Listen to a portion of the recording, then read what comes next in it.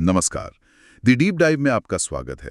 आज हम सूचना के अधिकार यानी आरटीआई एक्ट पर एक गहरी पड़ताल करने वाले हैं। हम सबने आरटीआई के बारे में सुना है, लेकिन सोचिए आपने अपने इलाके की सड़क बनाने के खर्च के बारे में एक आरटीआई डाली। 30 दिन बीत गए, कोई जवाब नहीं आया। अब आप क्या करेंगे? क्या कहानी यही खत्म हो जाती है? हमारे पास लेक्चर 10 के कुछ अंश हैं जो ठीक इसी सवाल का जवाब देते हैं। आज हमारा मिशन है आरटीआई कानून की धारा 19 को समझना, जो अपील की प्रक्रिया के बारे में है। ये एक तरह से इस कानून का कह सकते हैं सेफ्टी नेट है। तो चलिए देखते हैं कि जब सिस्टम जवाब देने से मना कर दे तो एक आम नागरिक के पास असल में क्या ताकत होती है। बिल्कुल, और ये समझना बहुत जरूरी है क्योंकि धारा 19 सिर्फ एक कानूनी प्रक्रिया नहीं है। ये इस कानून की आत्मा को जिंदा रखने का तरीका है। ये पक्का करता है कि आपका जानकारी मांगने का अधिकार सिर्फ कागज पर न रह जाए, बल्कि हकीकत में भी काम करे। ये सरकार और नागरिक के बीच जवाबदेही तय करने का सबसे बड़ा औजार है। तो चलिए हमारे उस काल्पनिक आरटीआई आवेदक की कहानी से शुरू करते हैं, जिसे 30 दिन बाद भी सड़क के खर्च का कोई हिसाब नहीं मिला। वो निराश है। अब उसका पहला कदम क्या होगा? कानून की किताब में पहला दरवाजा कौन सा है? पहला दरवाजा है धारा 19 उपधारा 1 अपील। सीधे शब्दों में कहें तो ये प्रावधान कहता है कि अगर किसी व्यक्ति को तय समय के अंदर, यानी आमतौर पर 30 दिन में, कोई जवाब नहीं मिलता, या जवाब मिलता है पर वो उससे खुश नहीं है, बिल्कुल, या वो जन सूचना अधिकारी जिसे पीआईओ कहते हैं, उसके दिए जवाब से खुश नहीं है, तो वो शिकायत कर सकता है। इसे पहली अपील कहते हैं और ये 30 दिनों के अंदर करनी होती है। ठीक है, तो एक मौका और मिलता है, लेकिन ये अपील करनी कहाँ होती है? क्या हमें इसके लिए किसी कोर्ट या बड़े दफ्तर जाना पड़ता है? नहीं, और यही इसकी खूबी है।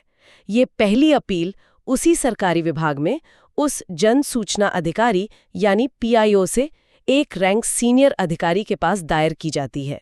अच्छा। इससे प्रक्रिया आसान रहती है और कानून में एक लचीलापन भी है। अगर कोई किसी ठोस वजह से 30 दिन में अपील नहीं कर पाता, तो वो सीनियर अधिकारी देरी को माफ करके भी अपील सुन सकता है, अगर उसे वजह सही लगे। ये दिलचस्प है कि पहला मौका विभाग को ही दिया गया है। लेकिन यहाँ मेरे मन में एक सवाल आता है, क्या ये घर का मामला घर में सुलझाने जैसा नहीं है? हाँ, एक तरह से। अगर विभाग कुछ छिपाना चाहता है तो क्या एक सीनियर अधिकारी भी अपने जूनियर को नहीं बचाएगा? ऐसी स्थिति में नागरिक के पास क्या चारा बचता है? ये बहुत वाजिब सवाल है। देखिए, इसके पीछे सोच ये थी कि कई बार जानकारी न देना किसी एक अधिकारी की गलती या गलतफहमी हो सकती है, न कि पूरे विभाग की नीति। तो ये विभाग को खुद अपनी गलती सुधारने का एक मौका देता है। लेकिन आपने जो चिंता जताई, कानून बनाने वाले भी उसे समझते थे। इसीलिए ये सिर्फ पहला कदम है, आखिरी नहीं। चलिए आगे बढ़ने से पहले एक और पहलू को समझते हैं। कई बार जानकारी किसी तीसरे व्यक्ति से जुड़ी हो सकती है। इसका क्या मतलब है और कानून इसे कैसे देखता है? हाँ, ये एक जरूरी संतुलन है। मान लीजिए आपने जिस सड़क का ठेका जिस कंपनी को मिला, उसके बारे में जानकारी मांगी। यहाँ वो कंपनी तीसरा पक्ष यानी थर्ड पार्टी है। अच्छा। ये जानकारी न आपकी है न सरकार की, बल्कि उस कंपनी की है। तो अगर पीआईओ उस कंपनी की जानकारी देने का फैसला करता है तो क्या उस कंपनी के पास कोई अधिकार है? बिल्कुल, यहीं पर धारा 19 की उपधारा 2 काम आती है।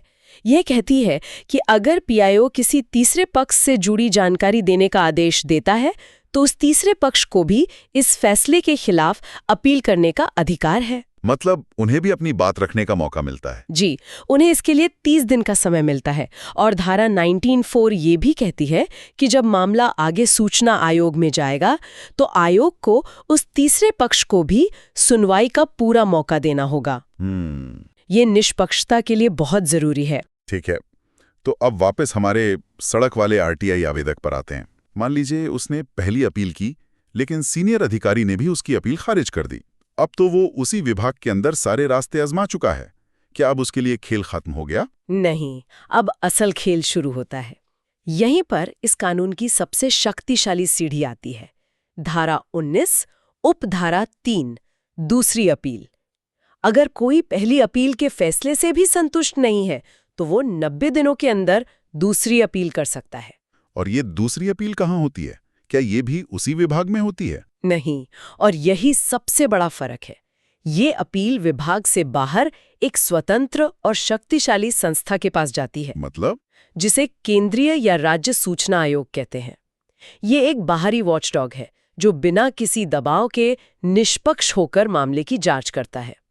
सूचना आयोग की स्थापना ही इस कानून को सही मायने में लागू करवाने के लिए की गई है। चलिए, इस पर गहराई से बात करते हैं। जो बात मुझे स्रोत में सबसे ज्यादा चौंकाने वाली लगी, वो है सबूत के बोझ के बारे में। आमतौर पर जब कोई केस करता है तो उसे ही साबित करना होता है कि वो सही है। क्या यहाँ भी हमारे आरटीआई आवेदक को ये साबित करना होगा कि उसे जानकारी मिलनी चाहिए? ये इस कानून का सबसे क्रांतिकारी पहलू है, जिसका जिक्र धारा 19 उपधारा 5 में है। यहाँ मामला पूरी तरह से उल्टा है। जानकारी मांगने वाले नागरिक को एक कागज भी साबित नहीं करना होता। तो फिर ये जिम्मेदारी किसकी है? यह जिम्मेदारी पूरी तरह से उस जनसूचना अधिकारी की है जिसने जानकारी देने से मना किया था। कानून साफ कहता है कि किसी भी अपील की कार्यवाही में ये साबित करने का बोझ, जिसे हम ओनेस्ट टू प्रूव कहते हैं, कि जानकारी देने से इनकार करना जायज था, वो उस पीआईओ पर होगा।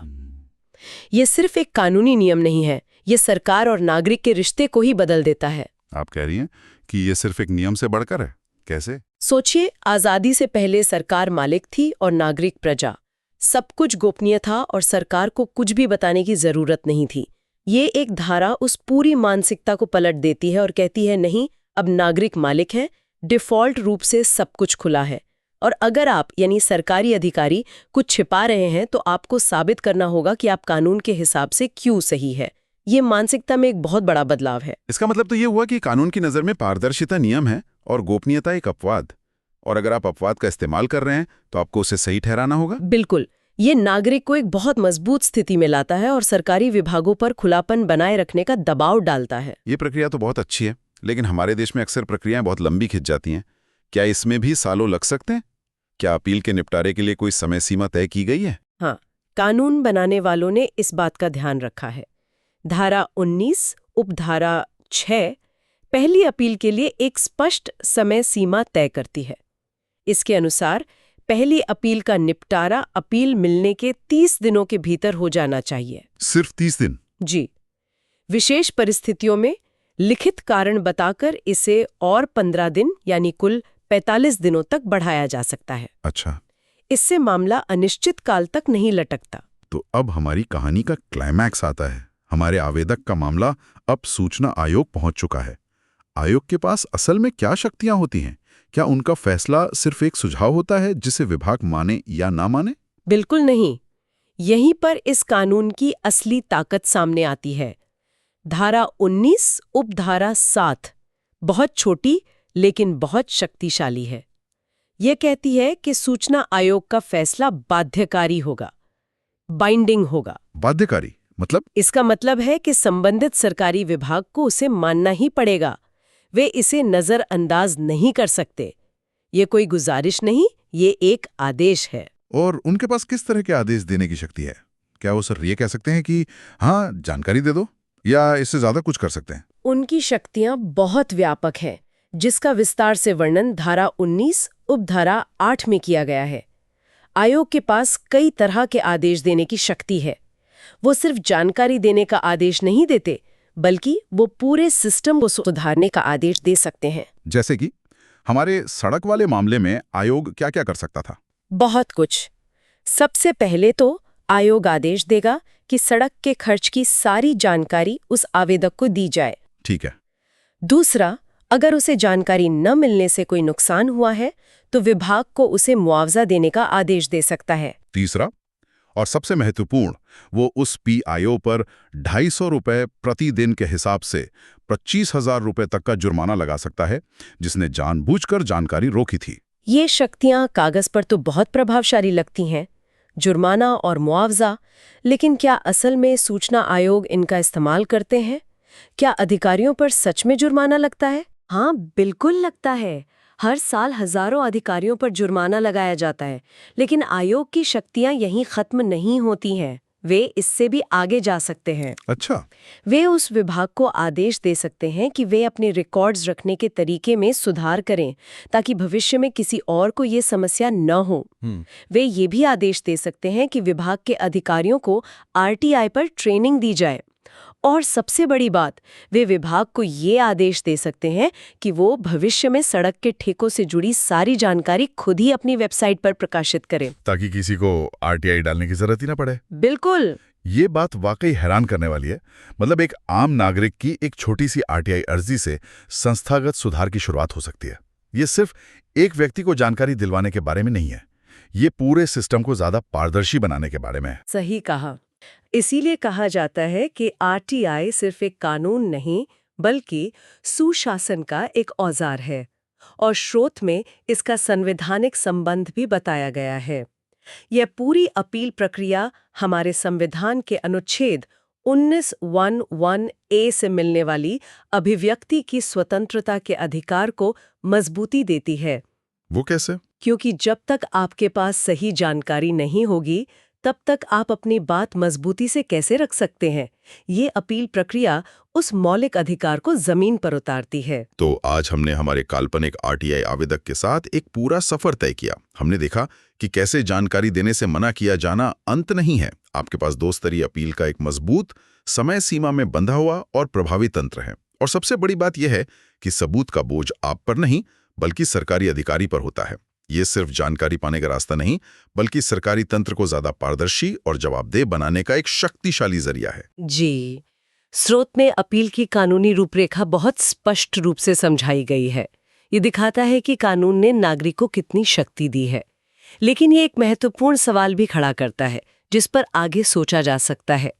कानून में जुर्माने और मुआवजे का प्रावधान तो है, लेकिन क्या ये प्रावधान संस्थागत संस्कृति को वाकई बदल पा रहा है? क्या जुर्माने का डर अधिकारियों के व्यवहार को सच में गोपनीयता से हटाकर सक्रिय पारदर्शिता की ओर ले जा रहा है? या फिर धारा 19 की असली ताकत आज भी बस इस बात में है कि वो लड़ाई के बाद देर से ही सही जानकारी दिलवा देती है? ये सोचने वाली बात है।